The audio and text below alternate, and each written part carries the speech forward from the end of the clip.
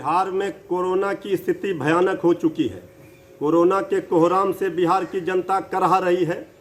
Corona का जो दूसरा लहर आया है ये कहर बरपा रहा है।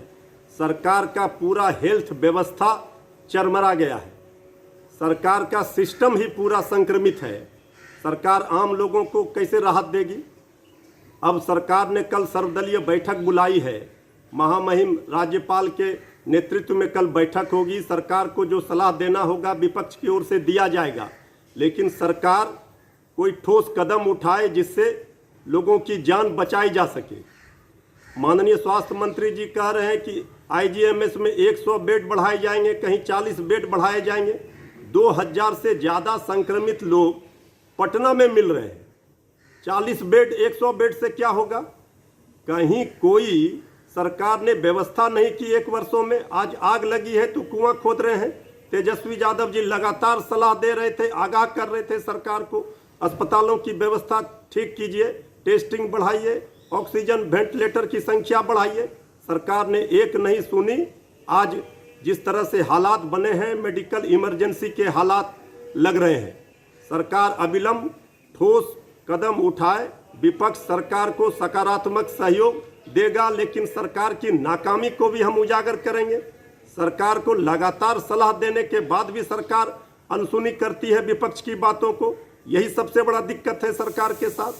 सरकार मनमानी करती है। सरकार को इस बात को समझ लेना चाहिए कि जान है तो जहान है। लोगों की जानें बचाई जाए, सबसे पहले प्राथमिकता सरकार की ये होनी चाहिए। विपक्ष सरकार को सहयोग करने के लिए तैयार है।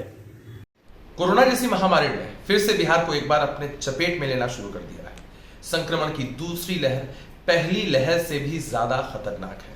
आदरणीय नीतीश कुमार जी की सूझबूझ कार्यशैली और बिहार सरकार द्वारा किए गए प्रबंधों के दम पर हमने पहली लहर पर काफी हद तक काबू पा लिया था, लेकिन अब स्थिति एक बार फिर से भयावह होती जा रही है। इसी विषय को लेकर, इसी मुद्दे पर सर्वदलीय बैठक बुलाई गई है।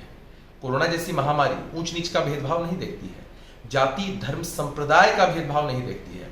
क्या पक्ष क्या विपक्ष किसी को भी अपनी चपेट में ले लेती है और इसका अंत बहुत दुखदाई होता है। किसी की भी मृत्यु बेहद निराशाजनक है।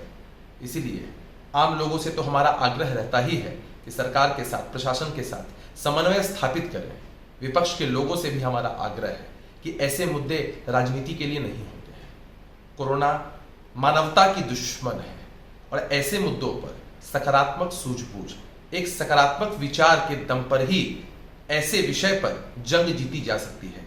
इसीलिए विपक्ष के लोगों को भी पॉजिटिव एटीट्यूड के साथ सरकार का साथ देना चाहिए, ताकि ऐसी महामारी पर फिर से एक बार हम जंग जीतने की ओर अग्रसर हो पाए।